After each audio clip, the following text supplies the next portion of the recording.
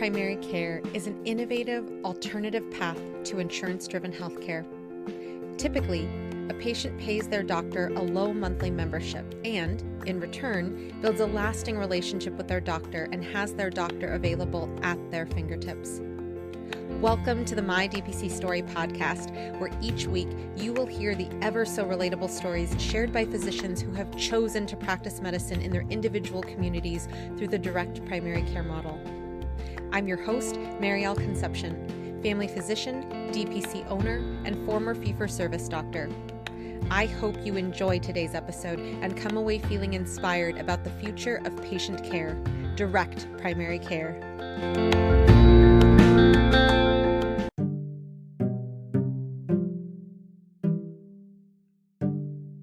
Dr. Beth Galla was raised in Palo Alto, California, but fell in love with North Carolina during her undergraduate years at Duke University, where she graduated magna cum laude with distinction. While at Duke, she had the privilege of running on the Blue Devils women's track team and was a member of the school record-setting 4x800 and distance medley relay teams. She then received her MD from Wake Forest University and went on to do her pediatric residency at the Children's Medical Center of Dallas UT Southwestern. Dr. Galla then returned to the West Coast, where she spent 11 years as a primary care pediatrician and as a hospitalist at Lucile Packard Children's Hospital. She married Matt Galla, and together they had 3 boys in under 4 years.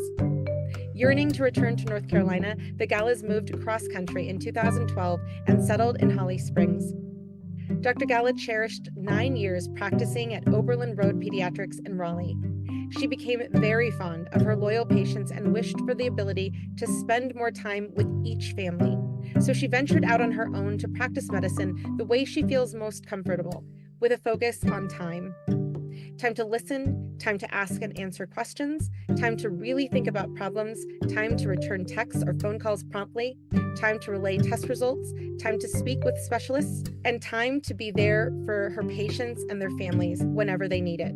Dr. Galla has an additional medical passion outside of her office, which involves her work as the medical director of Hilltop Home in Raleigh.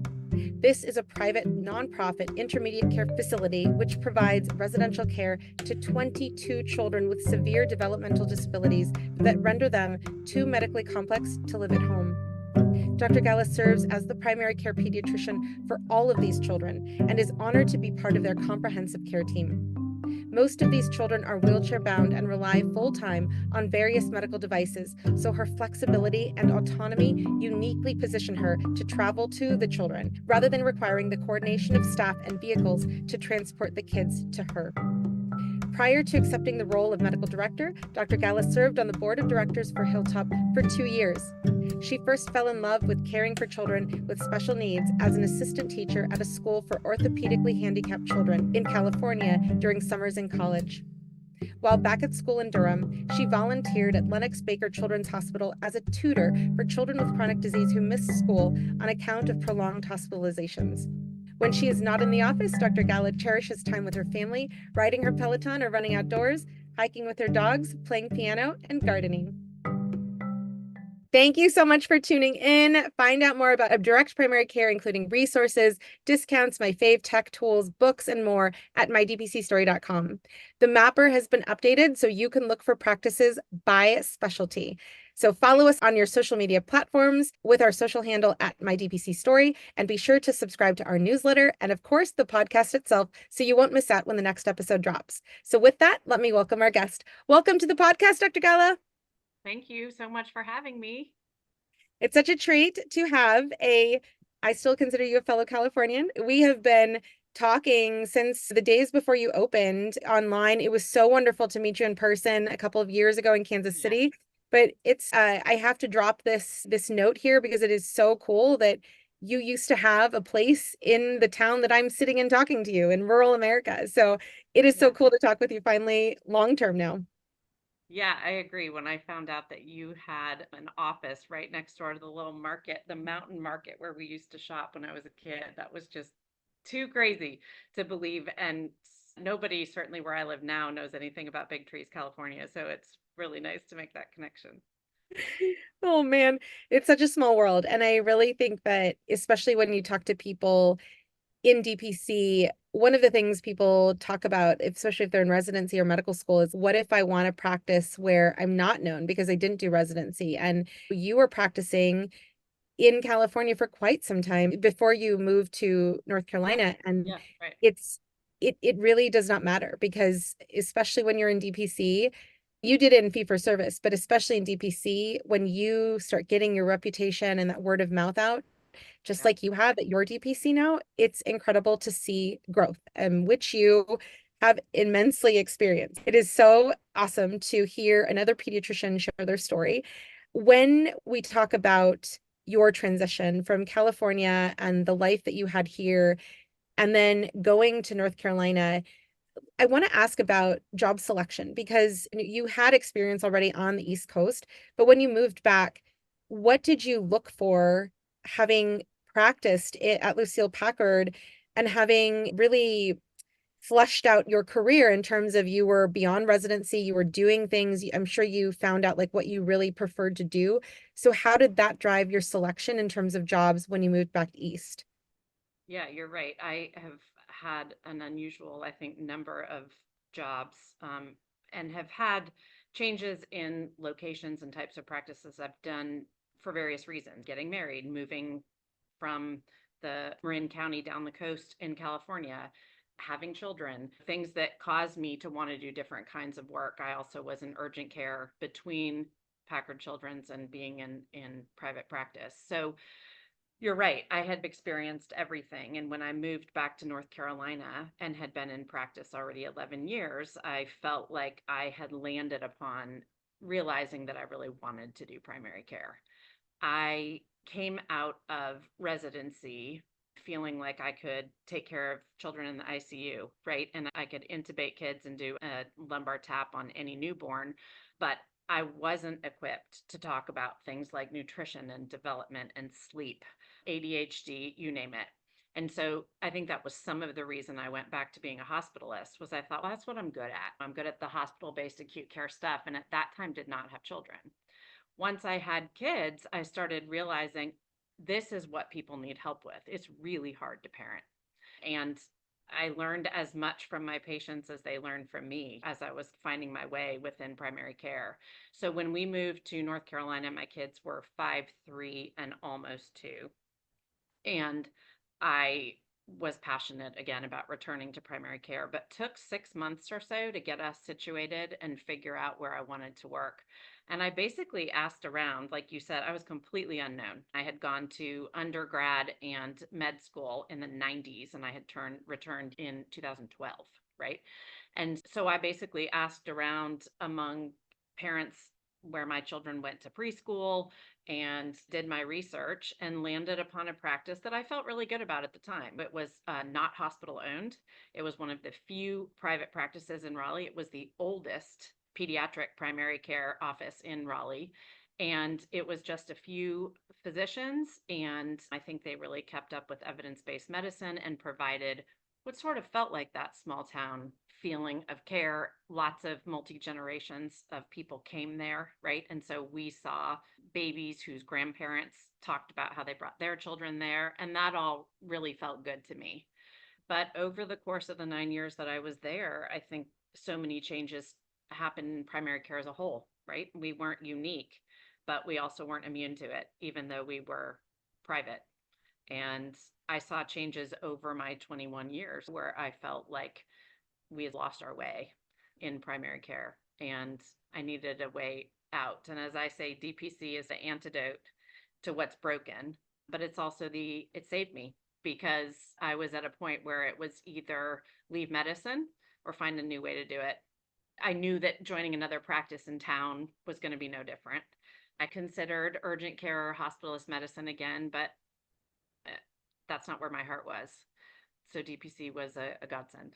It's incredible. And I think that it's possibly making people really emotional listening to you say that because how important it is to have quality healthcare, especially primary care. Yeah. And when you have the love of outpatient medicine, you're a pediatrician, you're absolutely a generational doctor by default. And then you were working in a place where you saw people like say things, like, oh, I remember when. It's you were part of a culture. And I Yeah. think that it is so sad that we feel very much like lobsters that were put in cold water and the water was just boiling around us and we were just trying to do our jobs, and then all of a sudden we're like, oh my gosh, what are we going to do? But I am very glad that you found DPC, your So am I. patients, you deserve that, but also to lose a primary care doctor when there is too much of a shortage already of quality access to primary care. I'm so glad that crisis was averted. It's awesome that you opened. And I think it speaks to your experience that you were able to say also that, hey, if I go to another private practice, it's just going to be the same thing. Yeah, I think you're right. And I do think that it was a little bit unique as I've gotten to know so many DPC doctors and as I've learned so much through the DPC Facebook page and meeting people virtually, is I'm relatively seasoned as a physician for being somebody that's opening a new practice. I've got a lot left in me, but at the same time, I really have been practicing medicine long enough that, like you said, there was a culture shift, right? And the way I started doing things is not the way it became. And so it gave me that perspective and that insight to say, the whole system's broken. It's not this practice that's broken, right? Totally. And when we just go even further there, one of the things that stuck out on your website was that you were tired of practicing in an assembly line mentality. There was an episode of Real Talk with Kid Docs with pediatricians Dr. Beth and Joe Buchan, and forgive me if I'm not pronouncing your names correctly, your last name You actually correctly. are, and I used to practice with him. Oh, that's so So he crazy. was in Raleigh. Yeah, Yeah, in my practice. I did not know that. What again, small world. It's like you used Yeah, to live here and now you used to practice with that. It's insane. But yeah, it's yeah. one So of he's the, just in Chapel Hill, so just 30 minutes away. it's so crazy. He had both DPC pediatricians, Dr. Deanna Barry and Dr. Phil Boucher on one of his episodes or one of their episodes. And they were talking about how we think about kids, even our own kids. We typically go to the doctor in this country when a kid is sick. And you have the ability now as DPC doctors, I say that and I include myself in that boat, but it's like, hey, you want to talk about prevention? That's cool. Let's actually do that. Do you think that this behavior is normal? I don't know, but we have the time to discuss it. When people hear assembly line medicine, it is a very low threshold to associate that with fee for service. Yes. Yeah. Yeah. One of the ways in which I feel that DPC, when you talk about behavior in particular, has been so life changing for me is that the way my clinic is set up is I don't even have my front area. I don't even call it a waiting room because nobody has to wait, right? So when they show up, I see them right away. But my front room is full of toys. And I have snacks and I have popsicles and I have books and things for kids to do. And they generally run in here and look forward to all of the things that they're going to get to do here. And I get to observe them. And a lot of what I'm doing is just observing as I'm visiting with their parents in a casual, friendly way. And I know for certain that in my previous practice, they would have been whisked back from the waiting room after sitting in a room with a bunch of other sick kids and absolutely nothing to do, with a parent trying to control them. And they would be pulled back, of course, late because there's no way you can run on time when you see 40 patients a day. They would be stripped of their clothes to be put on a scale by a nurse who they've never seen before. And when I walked into the room in a hurry, they would already be crying. And the parent is going to ask me a question about their speech or about some behavior or about their socialization or whatever. And I have no experience with the child besides anxiety and crying. And it's completely different now. I don't hand patients questionnaires to find out how they're doing on their developmental skills. I just watch. And it's completely life changing. And I get so much better of a sense whether to be concerned, whether not to be, and to see where kids are. And that is I can do that not only because I have the time, but because I have the autonomy and the space to not have an office full of children and full of sick kids. It's pretty amazing. Yeah. And you also have the flexibility to do the care as needed. So I think about a kid with autism that had to come in for some semi-acute respiratory issue at my old Yeah. practice in fee for service. And it was like, you have to bring them into the clinic. Like, could we do a video visit? Could you just like take a video and send it to me? Could you just talk to me over the phone? No, because I don't have a code to cover that. And now That's I right. was in the Philippines at a memorial service and somebody sent me a HIPAA compliant video of a cough and was like, based on this video, can we talk about my kid's health? Sure as heck we can. Sure as Yeah. heck we can. And Yeah. it's beautiful when you literally can do what needs to be done. And that sometimes means some people do home visits, some people do virtual visits, but whatever is needed is an option in DPC. Yes, and kids are pretty different as patients, right? And using the same protocol of this fast-paced office setting, it just doesn't fly with them. And their experience is going to be universally negative, and my experience of the child is going to be unrepresentative of what they, in fact, are like. In your bio, the sentiments about even time to relay test results or time to speak with specialists, can you give examples of how it's not even just the time with the patient or the family, but it's also the time to give care that's needed to support your plan with the kid and the family? Yes, absolutely. And I will say that having practiced in this area for 9 years before I opened did really help in that regard. I had my network of subspecialists that not only I knew, but that knew me. And of course, it goes both ways with whether or not they're going to do favors for you, trust your judgment, that kind of thing. I work with such complex kids at Hilltop who all have subspecialists. That's also dramatically increased sort of my exposure to them and vice versa.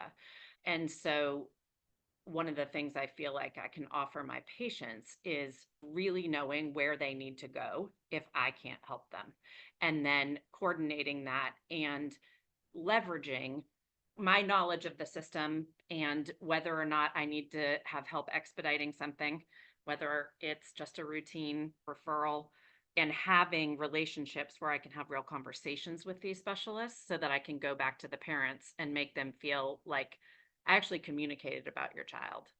Um, I can, for example, I saw a girl today who is struggling with some really severe anxiety and OCD symptoms, and they were coming to me for medication management. And I talked to them on Spruce prior to the visit, got a very detailed kind of history, but also indicated that if we were going to be starting medication, it really needed to be in concert with therapy, and was able to give them recommendations for who would be a good therapist. Those therapists are people that I know and have lunch with and share patients with. And I was able to tell the family before meeting with me, I need you to sign a release so that I can talk with the therapist. And not, so I met with this family today for a little over an hour, and I'm talking with the therapist tomorrow at lunch. And there's absolutely no way any of that would have happened in fee for service. And I think that this speaks to it's not the doctor that's typically the problem. It is the system, like you said, the Right. culture, like we've been Yeah. talking about. Because how many people, including when we were in fee for service, wanted to do these things or tried to do these things, and we end up, sorry, I can't make it home for dinner. I gotta call someone. I'm not getting paid for this. It's just the right thing to do because I need this patient to get care, and they don't understand if I just send a fax to say like you need to get this patient in for an urgent referral. It's so personable what you are doing because you have the time to do it.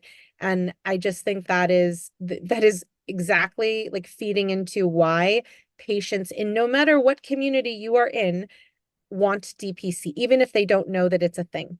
So That's right. let me ask you there, when you decided, I've done 9, I'm not going to be doing 10, I'm going to transition.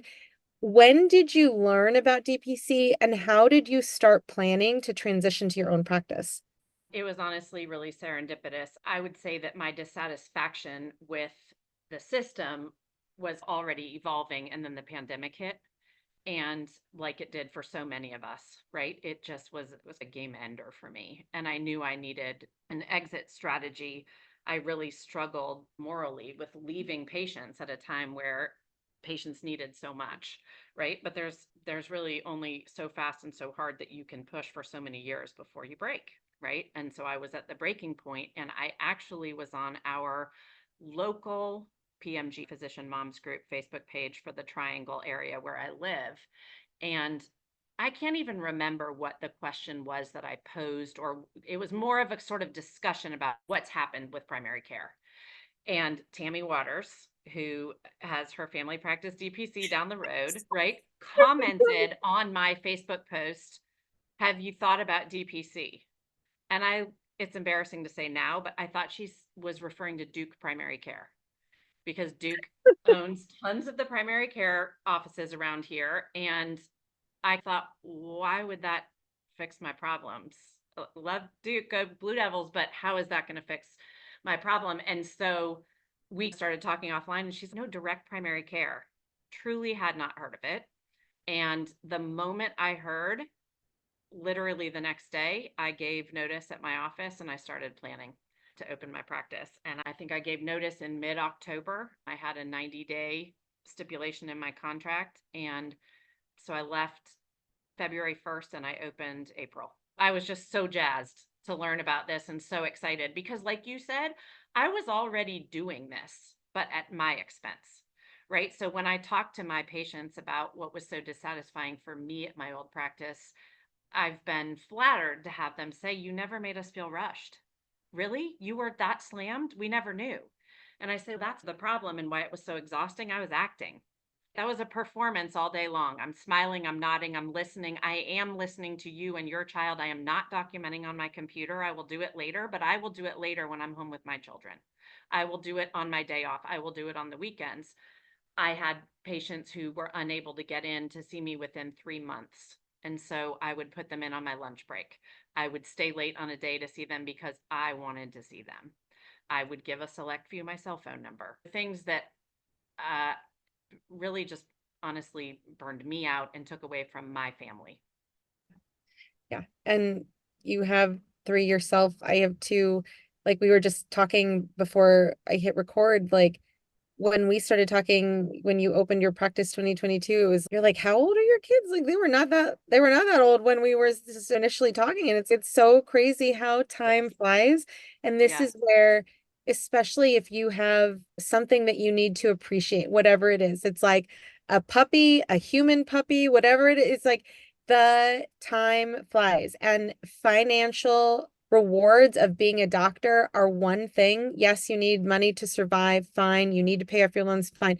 But you also should always look at, what is my life reward that I'm getting out of whatever I'm doing, whether that be fee for service, DPC, whatever it is. But it's like, when you think about lost time with people, when we think about people who have passed, it's can't get that time back. No, I have some regrets, that I sort of didn't figure this out sooner. I don't blame myself in the sense that I think DPC has not made its way into the pediatric world as much as I would like, or as it has into certainly family practice.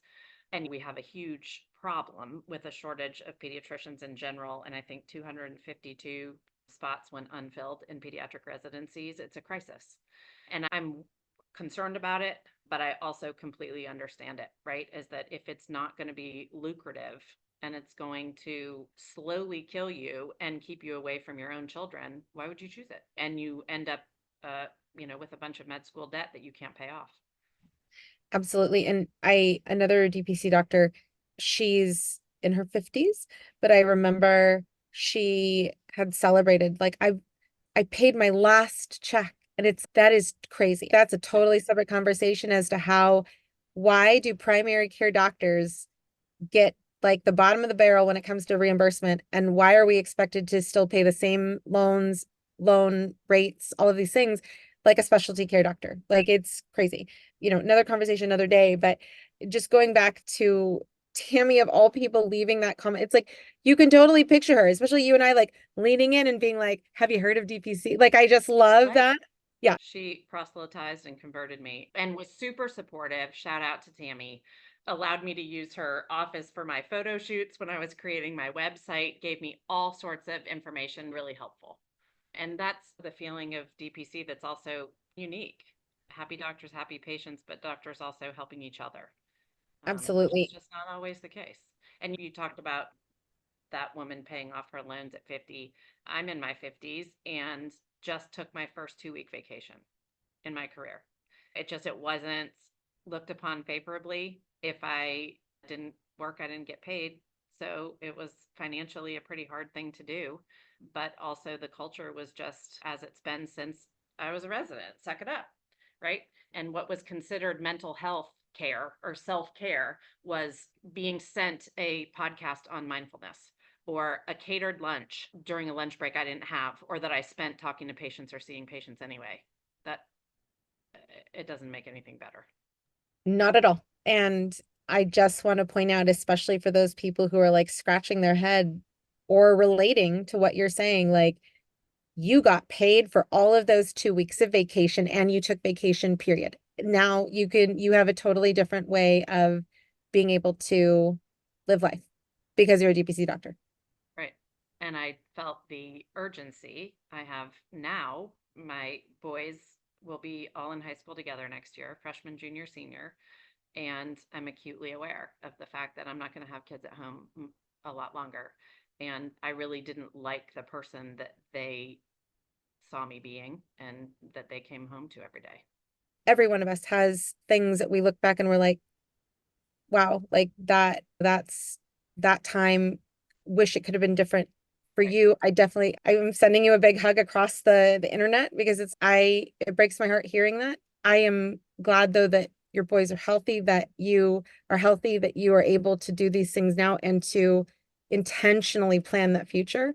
Because I think that just like how you heard about DBC and your mind shift changed, or your mindset changed, your mindset is changing and has changed already with Yeah. the idea that like, oh, they're not all going to be here in a short amount of time. And I think that it's, yes, we can't get time back, but we can make the most of what time we do have. And I think that, again, it's like this goes back to the rewards of DPC are not just financial.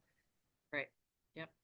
But also we can do DPC without taking a financial hit, which is what is so beautiful, right? And I think Absolutely. there's a lot of fear among people that are so used to the system, right? They just can't believe that there's another way to do it that also pays you a salary that might even be more than you were making.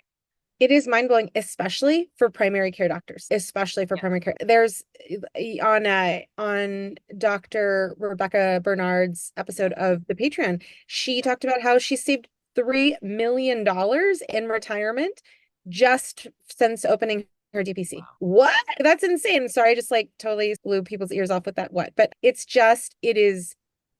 is not fake news. Like this is real Right. stuff that Right. you can project easily when you're like, okay, I'm a doctor. I work with my patients. I work for my patients. They pay me. I have this many members. This is my overhead. This is my tax rate for my state, my federal taxes, et cetera. And then it's, oh, that's it. And you can play with those numbers. Have staff, don't have staff, virtual staff, in-person staff, all the things. But Right. it literally does not in any part of that make you frantic as to, oh my God, CMS decreased the rates of reimbursement for this code. What am I going to do? I have to see more Right. people. None of that. None of that comes into play. That's right. Very freeing. When you went now from being a pediatrician, a mom, all of these things to like, and now I'm going to be a business owner. I love that you had mentorship with people like Tammy, you had mentorship online. But in terms of going through the motions of opening your own business, like I know some of these answers because we were like in the thick of it when you were picking EMRs and all the communications and Yeah. all this stuff. But can you speak to what were some of the biggest, like, all right, I got a big hill to climb opening, and how did you get past some of those hills? It's funny. I get asked from other people who are interested in opening DPC practices about some of the nuts and bolts of what I had to do. And I realized that it's almost, any traumatic experience where you have amnesia and where that is. I literally was so eager to leave what was a miserable situation that, and was, this part of it wasn't traumatic, but leading up to it was traumatic, right? That I was on a mission. And so, in literally a matter of months, I did everything. And I find it more daunting looking back than I did at the time. And I think some of that was naivete because I would start to do one thing and then realize, oh, I can't just get point of care tests. I need to get a CLIA certificate. But just kept rolling into the next thing. And so it really did not feel overwhelming to me at the time. When I look back and make a list of everything I did, I don't know how I did it, but I'm proof that I was doing that while working, right? While working, while mothering, all those things. And the DPC group has been so instrumental in making that easy. Also, I read every DPC book that there is, and it was spelled out for me in a way that was tenable. That's awesome. And I hope it's reassuring for people too, because especially now when this isn't 1997, this isn't 2007, the number of resources and the barriers to starting a medical practice under the DPC model, medical school is way harder, just to Yeah. say that. Yeah. That's a Yeah. fact. Yeah. I So will also say that something that I feel like really benefited me was to come at this by saying we all have expertise in different things. And I don't have an expertise in web design, in bookkeeping, in office design, in whatever it may be. And I hired experts. And I felt very strongly about I want to do this correctly. And I think that helped me get off on the right foot and feel less overwhelmed. That from the get go, my books were solid because I had somebody who was good at it leading me. I had financial advisors when I wanted to offer a 401k to my employees. Every single thing that I did, I'm learning a lot. I know a lot more now, but it was not in my wheelhouse. And so to some degree, I think you have to have a lot of guts and fearlessness about learning new skills, but you also need to have humility in knowing I am a doctor. That doesn't mean I know everything. And I have relied so much on all of my people, my team. it's that warm and fuzzy feeling because it is so true. Like I don't think I've talked to a single DPC doctor who has not gotten that same feeling from this community in terms of there has always been someone that someone has talked to as they're starting, as they're going through their first patient to churn, their first, oh my God, I didn't have this supply and I had a patient in the room, like all the things that we experience as DPC doctors, you have some shoulder to lean on. So I think it's awesome. And this has been said before, but it's not in all doctor communities where you find people who are holding each other up rather than climbing on each other's shoulders. Absolutely. Yeah. So when you were, looking at, I'm going to do this so it's solid and I'm going to open in just a few months. You had a space. If you're watching the YouTube, you can see it. It's beautiful. But can you tell us about finding your space and the journey to get Sweetbay Peds, the brand, up and running?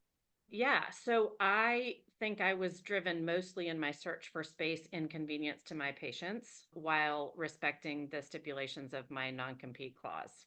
Essentially, all of my patients, 95% probably live in Raleigh and lived in a neighborhood surrounding where my practice was, which was in a neighborhood. And it was important to me to not have my move be an inconvenience to them as much as possible. And so I had a non-compete radius and I used that to look for spaces basically immediately outside that radius, and that also had a route through the city that was convenient for them. There's lots of construction going on here. The triangle is growing at a rapid pace. I didn't want traffic to be an issue for them. So that kind of informed the first thing. I lived about 35 minutes south of where my practice was in Raleigh. So it was a no-brainer to me that if I'm going to have to go outside this radius, I'm going to go further south so that I cut some of the distance to my house. And then it was also really important to me to have a space that felt like a medical facility. It was just a personal preference. There were less expensive places that were in a small strip mall or next to a restaurant or a business that wasn't medical. And of the spaces that I looked at, those didn't feel good to me. And because I'm in such a medically rich community, there were so many opportunities. So I wanted a building that had other good physicians in it, nice practices, parking, elevator for strollers, and you're in the talking to me in the front here where I don't have windows, but in the back, I have giant windows with blinds that I open up and I've never pulled down, and a bunch of plants. And I needed it to feel good. right? And at my old practice, I didn't even have windows in my exam rooms. And it wasn't good for my soul. I don't think it was good for patient interactions. So I just needed it to tick all those boxes. I still remember when we were talking plants, and I was like, I think I sent you a picture of our former clinic and how I had all these plants, and you're like, oh my gosh, these plants were great. I was like, they're all fake. I never have to water them. And then you have your beautiful snake plant, just like live breathing thing. And it's so personal to you. Like your brand is personal to you. And I've loved seeing the evolution of it. And I love that your patients are able to go to the space that you've created where they can have a whole area just to play with toys. Like it's not the waiting room, it's the toy area. It's Yeah, so cool. like And a living room. Yeah. yeah, totally. And DPC doctors who are already in practice, they know that. It's such a joke that the waiting room is not used for waiting. Dr. Teresa Wong opened she specializes in geriatrics down in Southern California. She put in her social media, like on her little tour of her office, like, this is the waiting room in DPC. Nobody waits in the waiting room. I love how that's our culture rather than, I'm sorry, it doesn't matter if you're sick or you're well, we wait in the same waiting room for 45 minutes to an hour and a half. Like we all know that world. So it's a wonderful culture to be a part of in DBC. What about your brand? Because people have talked in the podcast about, do I include my name? Do I not include my name? Yeah. Especially with people going outside of your non-compete radius to find you. How did you work? How did you balance my patients need to find me. I need to be searchable and I need to have my own brand. Yeah, that's a good question. And I definitely struggled with it. And I toyed with the notion of Galla Pediatrics and bought the domain. But ultimately I thought I same way I feel about my Instagram account. It's not about me. It just isn't, right? It's about the kind of care. And ultimately, I want it to be something that I can grow to be bigger than me and to last longer than me. Right. And so I just didn't really see my name as being a part of it. So I was going through a pretty difficult time when I opened my practice. My sister in law was diagnosed with appendiceal cancer, which is rare and aggressive. She lived in Durham. She and my brother went to Duke. I went to Duke 2 years after them. I met her when I was 17. She was as close to a sister as you can get, and they have 3 children. And I was an aunt long before I was a mother, and these kids are real special to me. And she passed 17 months after her diagnosis, just really in my first year of being open.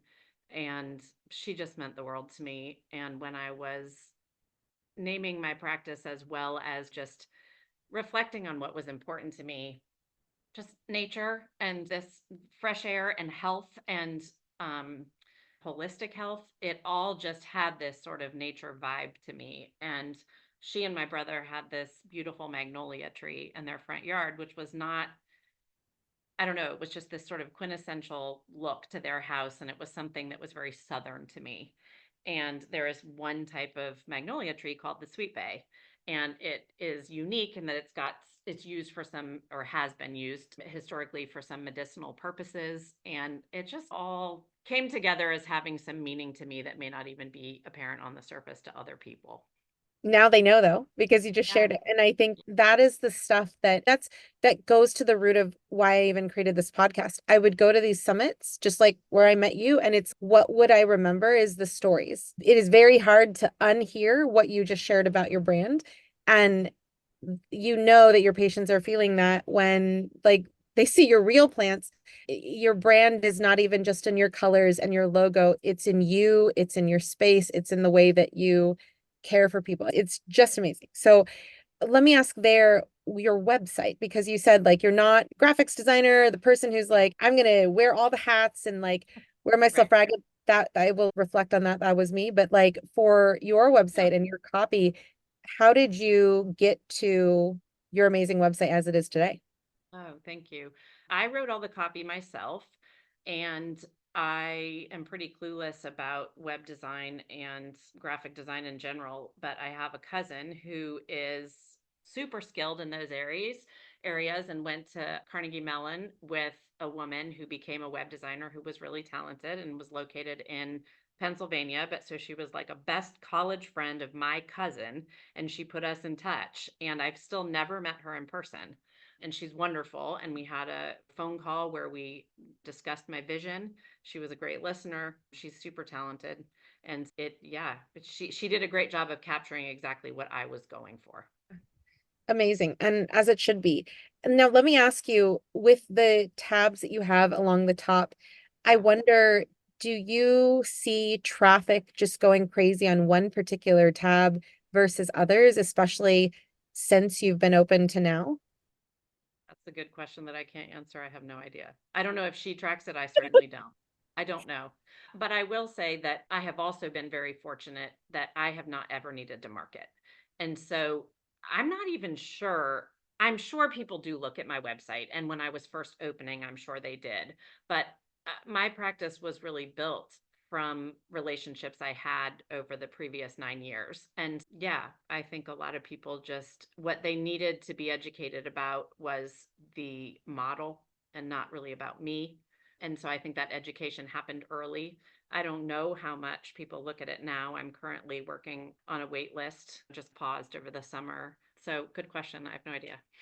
Tell us more about what is your day-to-day like? What is your patient load like per day? What is your busiest day and what is your slowest day like at Sweetbay Pediatrics? Yeah, sure. Backing up to leaving my other practice, it was important to me, obviously, to follow the legal stipulations of my contract, which was that I could not solicit patients. And so, one of the things my web designer helped me do right from the get go is create a landing page. And I didn't even have my name at that point. Gosh, I think it did say Galla Pediatrics or something, but basically, I was able to tell patients at my old practice that I was leaving. I was not allowed to tell them where I was going. I basically made my landing page searchable. And at the bottom of the landing page, it said subscribe for news. And that's how I wasn't allowed to take demographic information or anything from patients. And my patients were wonderful and they did it. And so they subscribed for news and I kept people up to date. And then Raleigh's a pretty small town, and my patients, I joke how incestuous my practice is. Literally, all of my patients know each other. They're related somehow. I have a wall that is filled with my patients' pictures, and they send me their Christmas cards, and I put them up year after year. And the kids, one of the things they love to do is walk down that wall and say who they know and who's in their class and who's on their swim team. And so I had the advantage of I had that huge network working for me so that once one person found out where I was going, someone else they shared the information. So it was all word of mouth and I was able to open, I can't remember, but something like 110 patients maybe were pre-registered. And then people slowly trickled in and found me, some of whom were never my patients, maybe were at my old practice, but had seen me for a sick visit or just tired of the same thing we all tired of with the old practice, right? And heard about how it could be. You can text the doctor, you can send photos, you can send videos, you don't have to just go in. You don't just talk to a phone nurse. And so I grew pretty quickly. So I would say that I essentially filled within 2 years. There's been relatively little flux. There's more been a change in what I feel like I can handle. The reality is that part of being my age and having done this for as long as I have is that I ultimately want to be part-time. And that is, I would say, been the biggest challenge for me with the DPC model is that I came from a practice with 9 doctors. I'm one doctor. I came from a practice open 7 days a week. I'm open 5 days. And ultimately, I'd really rather work 3. So, so what I do now to simulate that is I schedule all of my well cares 3 days a week. I'm available for sick visits the other days. And so those days tend to inherently be lighter. I do 4 or 5 well checks a day on the 3 days that I'm here, and I squeeze in as many sick visits as need to be seen. And I would say that usually ranges from 2 to 5 kids. Not crazy. And then I do have this other passion for working at Hilltop Home. And so I need to work that into one of my sort of non-clinic days here. And so that makes it so that in the long run, I think it will be nice to expand and add a physician. But still, as we all say, the hardest day in DPC is nothing compared to the easiest day in free for service. Yeah. And I was laughing a little bit there right before you said 2 to 5 because I'm Yeah. sure that there were people who are like 10, like 12, like 20, like what? And you're like 2 to 5. Yeah. Yeah. I mean, I saw the like smirk come through your face Yeah. after. It's Yeah. like, Because it seems unbelievable. yeah, yeah. And obviously, there's outliers. I have days where nobody needs to be seen. I have days where I have eight and I work them in. But the beauty of my schedule is that the visits are so generous in length that squeezing someone in is never actually double booking them, right? It's just that maybe I don't have quite, I typically don't even have patients overlap in my waiting room. I have some days where they do, right? But they know each other, so it doesn't matter. They can have a little reunion in the front room. It works. Because they know each other anyways. It's awesome. Seriously. So let me ask you, because I totally hear you in terms of the future, having another doctor come on, even just your brand, Sweetbay Pediatrics is not your name, so you have the ability to grow and expand even in different locations. But Yeah. in terms of staffing, along the way, you've hired, and correct me if I'm not pronouncing this correctly, Jahira as well as Holly. And so I'm wondering in terms of, we have, I see more micro practice. I see the model of the micro practice, a single physician owning their practice, very common in primary care, especially when people are starting, more so than opening with a big group of people or having staff from the get-go. Some people do it. I did. In terms of finding your people, how did you guys find each other? Yeah. Good question. When I opened, there was a third person that you didn't mention because it was short lived. I opened with an RN who had worked at my previous practice years ago. Of course, another stipulation in my non-compete was that I couldn't hire staff, take staff with me, etc. But this woman had not worked for years. She was excellent. I knew I liked her. I knew we got along. She had taken sort of a hiatus from working altogether, thought this sounds like the perfect segue to getting back into things.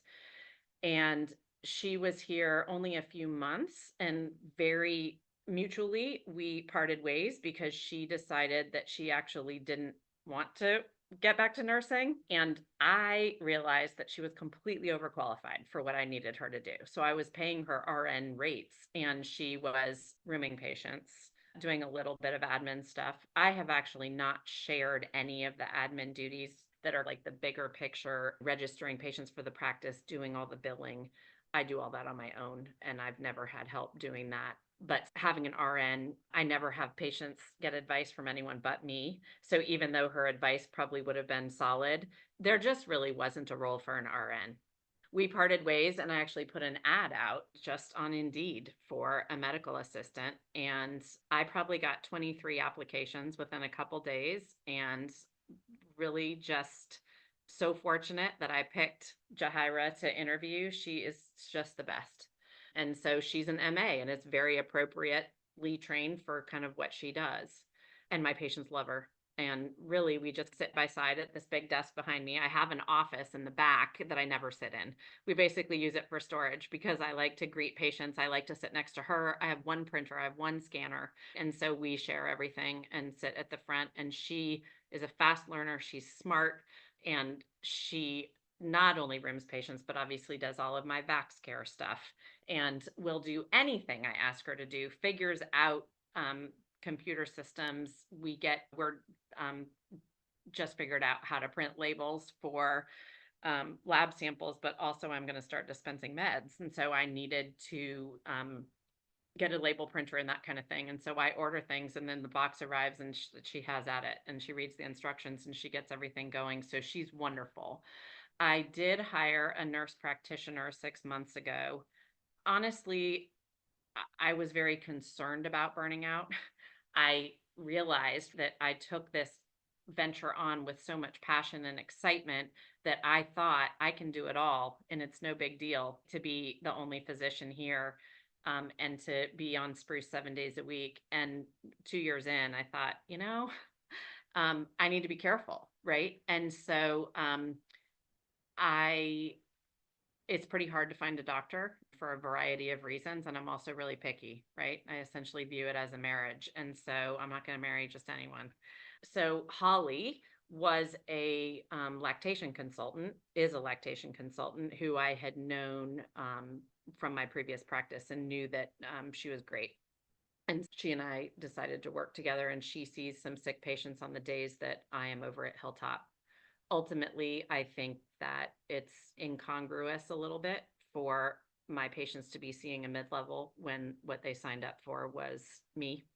Yeah. So I think that in the long run, even though she brings some wonderful things to the table, including cranial sacral therapy and some sensory processing disorder kind of knowledge and mental health support, she's really skilled in those areas. I think when it comes to seeing sick patients and making plans for their health care, it's really better done with me or another physician. And I think that you're doing this, like you are an entrepreneur, and this is a normal thing with entrepreneurship, is like you come, people go, things happen, you change your practice, whatever it is, but this Yeah. is the journey. And I think it is cool how you had one person who was not known to you before, and then you've had the experience of knowing people, and I am that's awesome to hear that Jahira is so great at what she does, Yeah. even though you didn't have a word of mouth recommendation or you hadn't worked with her before, and you had less of a barrier to like, okay, I get who you are and what you're bringing to the practice. And it's just like coaches. Like I think about people with coaches, it's you don't necessarily stay with a coach your entire life. Like you could do coaching and then you move on, but these are businesses that we're running, and these are business decisions. And not to say that we are not emotional about decisions, but at the same time, I think it's important to think about, just like you said, the level of care that I am wanting to deliver. Is this in alignment with what, my patients are wanting and expecting? Fill in the blank. Yeah. Yeah. Absolutely. And the stakes are higher, I think, when you are the practice owner. And I'm just so proud of the care that I think DPC can provide, that it's really important to me to keep that standard of care really high. Love that. But it's definitely tricky, and it's a lot of work. Yeah. It's just And really rewarding. yeah. And this is perfectly leading me to my next question, because with you having been a pediatrician who has been at different practices, different level of acuity, and then you chose to do DPC, from your perspective, what do you think are the big barriers that as reasons why more people who are in pediatrics are not choosing DPC or not going into DPC as of today? I think the number one reason is just a complete lack of awareness that it exists. It is truly unknown. Patients and doctors alike, right? Myself included, right? I didn't know what it was. And so I think it's lack of awareness. Then there is also just this, what's the word? This almost like codependent relationship, right? Between doctors and this fee for service world, where they're used to getting beat down and they're used to seeing this many patients a day and being compensated in this bizarre fashion by third party payers, all for the promise of job security and maybe health benefits. Right. And people that I have talked to who have been very interested in considering DPC, many of them shy away from it because it feels like this uncertain and unguaranteed future. Right. If you go to work for some big, busy hospital owned practice, you're going to be busy and you're going to have plenty to do. That is not a guarantee with DPC. You have to work for it. And obviously, I think many of us have proven that you can be plenty busy and plenty successful, but it's a leap of faith, and it's a willingness to try something that feels really new and scary. Very well put and very realistic. So I think that is definitely, but it also calls out something that I would encourage people who are listening. Like, if you went to medical school and you have a friend who was in your medical school class who is a pediatrician, if you're best friends with a pediatrician who takes care of your kids, whatever it is, like every single Uber or Lyft driver I have ever sat in since I learned about DPC has also learned about DPC, whether they like it or not. But I would say your point, yeah, to your point, tell people Yes. who are in pediatrics, tell people who are in cardiology, tell people, period, because you never know. Like like you said, you're in some random moms group in the triangle, just saying something about practice, and Tammy just happened to be there. It's so uncanny how these connections are made, but the connections affect change. Clearly, all of the people at your practice have experienced the repercussions of Tammy saying that. Yeah. And I also think about how many people, because they don't know it, are not looking for it, right? If you don't know it exists, how can you look for it? And so I think there are plenty of people who, like to believe that they are happy in their fee-for-service job, but it's only because they don't know another way. And like you said, spreading the word so that people understand that it doesn't have to be the way it is. Yeah. So powerful. So that is a wrap for today's main interview episode. I'm going to be talking with Dr. Galla even more about her journey in becoming the medical director for Hilltop Home, bringing personalized care that she brings every day to her patients at Sweetbay Pediatrics to the children with severe developmental disabilities at Hilltop Home. So be sure to join us for this conversation. We're going to be talking more about her future, the 401k that she mentioned, and you can find that conversation in the Patreon community. So thank you so much, Dr. Galla, for joining us today. Thanks for having me. It was great to see your face. Thank you for joining us for another episode of My DPC Story, highlighting the physician experience in the world of direct primary care. I hope you found today's conversation insightful and inspiring. If you want to dive deeper into the direct primary care movement, consider joining our My DPC Story Patreon community. Here, you'll have access to exclusive content, including more interview topics and much more. Don't forget to subscribe to My DPC Story on your podcast feed and follow us on social media as well. If you're able, I'd greatly appreciate if you could leave us a review. It helps others to find the podcast. Until next time, stay informed, stay healthy, and keep advocating for DPC. Read more about DPC news on the daily at dpcnews.com. Until next week, this is Marielle Conception.